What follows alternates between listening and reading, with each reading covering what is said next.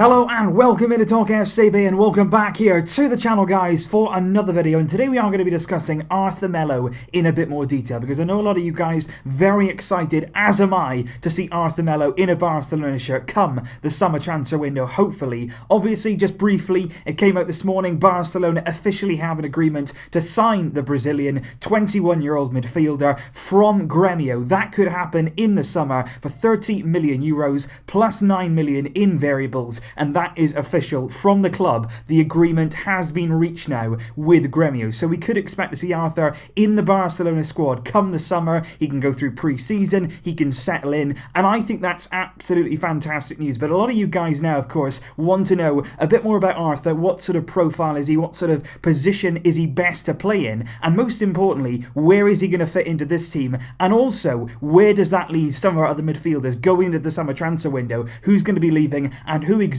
is Arthur going to be replacing? So that's basically what this video is, guys. We're going to be going over, first of all, why we're signing Arthur, what he can do, and then we're going to go on and look at the different systems and formations that I personally think he can thrive in, because for me, he is an excellent profile for the Barcelona midfield. He can give us a lot there, and I'm so excited to see what he can do. But first of all, guys, let's just have a look at our midfield as it currently is, and this is why, for me, Arthur Melo is such an important signing. We're going to come on to his profile in just a minute. We're going to come on to exactly what he can give us in that midfield. But a lot of people saying, you know, do we need another midfielder? We got so many midfielders. But if you actually look at our midfield, and most importantly, look at the age. It's a really aging midfield right now. It hurts me to say it, because looking at some of these names and thinking, you know, for the likes of Iniesta, how many more seasons are we going to be getting out of Iniesta? That makes me so incredibly sad. Iniesta right now, 33 years old. He'll be 34 come the summer. I still think he's playing at an incredible level for his age, but we know already that he can't play every single week for every single minute. We've been limiting his minutes. He's out currently with an injury. He might be back for the Chelsea game,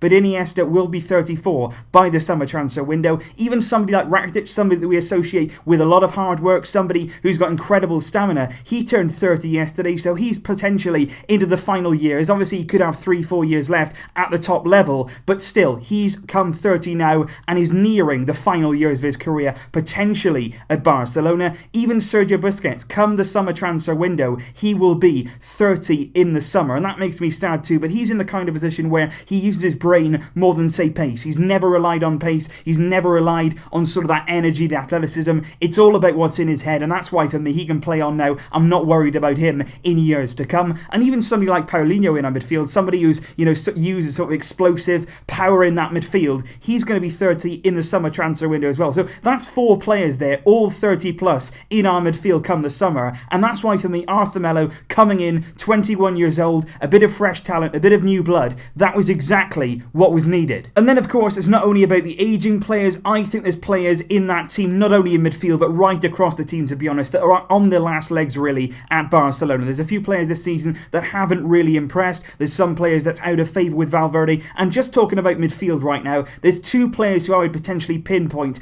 definitely for summer exits in the transfer window in July and August. I think Denis Suarez is very likely to leave the club right now. He's received hardly any minutes at all in 2018. He's currently out with an injury, of course, but Valverde certainly doesn't trust in him. Denis has wanted more minutes. They haven't come. Napoli have been interested in him now for the last 2 transfer windows, and it looks increasingly likely that Denis Suarez will leave for Napoli come the summer transfer window, and in doing so, he would leave the number 6 vacated, which could be taken by Arthur. Also in that midfield, I would certainly look at Andre Gomes, and I would say, is he going to be here beyond the summer? Judging on what we've seen so far this season, Ernesto Valverde has tried to find a place with him on the right wing, on the left wing, in the centre. He even played him at right back for a short spell at the game of the weekend against Malaga. I think right now things are looking like Gomes could potentially be on the market. Obviously, it would depend on what kind of offers we receive, what kind of offers we were looking for, but I think with the arrival of Arthur, certainly some players will have to move on in that midfield and will be making room for him. Make no no mistake about that. Now we're going to start here with the traditional 4-3-3 formation, and that's what I associate with Barca. I think that's how we all feel. We want to play that way. That's the way that we want to be structured, because it is so good. It has brought us so much success in the past, and I actually think this is the formation that Arthur, in this kind of role, is most suited to. And I'm going to go over exactly why in just a few minutes. And it relates to Xavi, because I hear a lot of comparisons saying that Arthur is going to be the new Xavi, that he is exactly the same as Xavi in terms of the way he plays. Now, I would agree with that. He does very similar things to what Xavi can do, but obviously to compare it to Xavi very early on is putting a lot of pressure on his shoulders. So we've got to go easy on that. We're not expecting miracles straight away, but I do see a lot in Arthur that really can give us a lot in this midfield. Now, ignore the other players that I've got in this formation, guys, in all of these really, because that's just to give you a guide of what Arthur will be surrounded by in terms of the positioning. Obviously, these players can change in future. This could be Griezmann, this could be Coutinho, it could be Melo over here. A lot of different things could be changed. I don't really look about the personnel, but just focus here on this man and what he can give in that 4-3-3 formation. And what I see when I see Arthur there is Busquets, and I want to see there what kind of control these two can give us in midfield, because Busquets for me, dropping in here, getting the ball from the centre-backs, being the perfect link between defence and then moving on to attack. Arthur in this midfield role here is so important, because then you've got somebody creative, somebody like Iniesta, somebody like Coutinho, who needs a bit of freedom in this area, but he needs to be unlocked. Arthur is the man who can unlock him, because a lot of people, when we're talking about Xavi and Iniesta, everybody associates Xavi with just moving the ball on. He was somebody who just kept things ticking over, he just kept possession. It's not as simple as that. That's not just what Xavi did. Xavi was an extremely clever player. He was incredibly intelligent. He always kept himself nice and close to Busquets so he could receive the ball, then he would turn, then he would take a risk, then he would play in Iniesta through the lines, then he would play in Messi through the lines. He would take those risks, he would take on those passes, and he wouldn't just keep possession for possession's sake. He would do something with it, and that's what I see with Arthur, somebody who will take a risk, somebody who can support the creative player here by giving them the platform to work with. And I see Busquets and Arthur controlling that midfield, dominating that area of the pitch, and just giving that creative man here so much freedom to go and do what they do best. And with the 4-3-3 formation, it's not just about going forward, it's about defensive responsibility as well, because obviously when you've got a 4-4-2, you've got 4 players in that midfield who can all help with defensive duties. In 4-3-3, obviously you've got one man less in here, so these 3 players have to be incredibly aware and understand the game in terms of defensive point of view. And that's what I see as well in Arthur, something that Xavi did very well. He wasn't necessarily an incredible tackler, but what he did well was he positioned himself absolutely brilliantly. And Arthur in this kind of role here, he can take it up, he can cover the right back, and when I've watched him with Gremio, he does like to get involved with tackling, with dispossessing players, with making sure that he was there to intercept things, much of the things like you associate really with Sergio Busquets. And I just think this kind of trio here, Busquets to link the play between defence and midfield, Arthur here who can easily break the lines, who's not afraid to take a risk, who's comfortable on the ball, all different types of passes, and then you've got Coutinho, somebody with a little bit more of a creative spark, somebody who can score goals, somebody who can create goals, and those 3 in midfield have so much dynamism, so much control, and that's so exciting. And speaking about that positional sense, that positional awareness, this is another formation that I think Arthur could very seamlessly settle into at Barcelona, and it is a formation that Valverde does himself like. 4-2-3-1, and looking at this formation on paper, looking at the balance here, looking at the attacking quality and how you can unlock that attacking quality, this is an absolutely incredible lineup. Maybe again you might not be able to use it in every single game, but in certain games this would absolutely terrorise defences. It would unlock the door for all of these creative players to go and express themselves. You've got 2 players here in Arthur and Busquets who can be defensively aware, who can keep the ball moving, and most importantly can make those between the line passes to Messi, to Dembele, to Coutinho, and they can wreak absolute havoc in these areas of the pitch. Through Luis Suarez then, the end product, and it is so good here to see those kind of combinations. And I think Busquets and Arthur as a combination, as a duo, can be really good in midfield. And obviously you can turn that around, you can play Iniesta in there, you can play other players as well, Rakitic of course, even Roberto in that sort of midfield area. But I just think Arthur in a 4-2-3-1, the fact that he can defend, the fact that he has done that at Gremio, and very similar actually is the system that he does play at Gremio. He has been used to playing in this kind of role, and I think in this kind of formation he could be very good too. Another formation of course that he can easily and seamlessly adapt to would be 4-4-2, a system again that Valverde has played a lot of this season,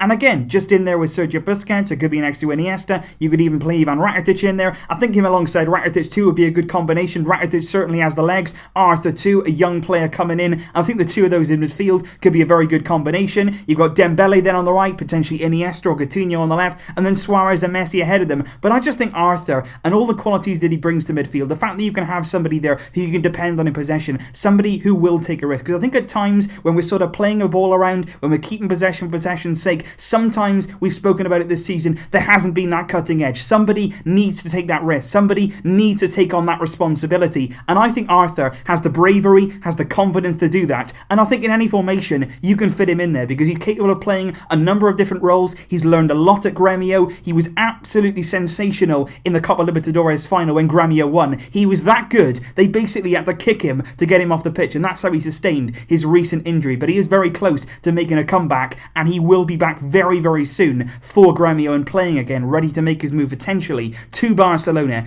in the summer. But Arthur, for me, can adapt to so many different areas, and he's a really, really quality midfield player. And this is just me here trying to look into Ernesto Valverde's mind. We all know at times that he does like to be a bit cautious, that he likes to first and foremost make sure the team is secure and then go for the win. What about something like this? Something here with Semedo and Alba as the wing backs or the full backs, and in midfield here, 4 players who are good on the ball, who are all good tactically, and are also very, very solid in that midfield. Rakitic, Busquets, Arthur, and Sergi Roberto. Look at that midfield there. In a big Champions League game, maybe we need to come out a bit cautious to get control of that game, to make sure that we were very solid in the middle of the park, to give Suarez and Messi the freedom up there to do what they want to do and make sure we get the ball to them. This kind of formation here is really good, and just Arthur provides so many different areas there. We can make different systems, we can make different lineups, all because we're adding somebody who's great on the ball and therefore gives us so many different options. So overall, guys, I'm sure that from this video you have gathered that I am very, very excited about Arthur. But it's not just Arthur, it's not just the fact that I like him and I like his personality, I like the fact that he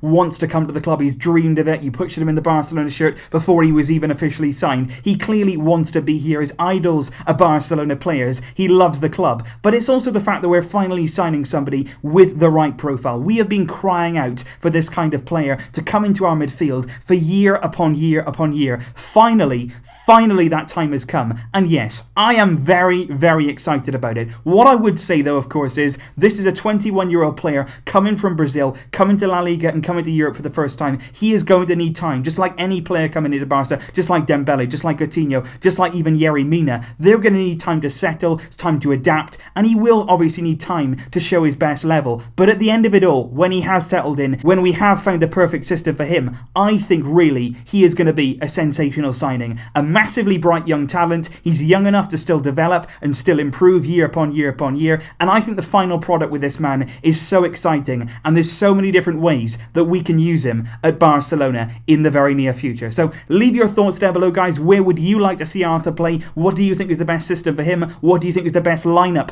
going into next season? How much do you think he'll play? Do you think that we will indeed sign him in the summer, like I'm all praying that we will? Leave your thoughts in the comments down below. Thank you, as always, guys, for joining me and for all of your fantastic comments. I will see you on the channel very soon for Barca versus Chelsea build-up. That's coming tomorrow. I planned to do it today, but obviously this signing took priority and I wanted to get all this covered first. So I'll see you tomorrow for that build-up. But until then, as always, Vesca El Barça!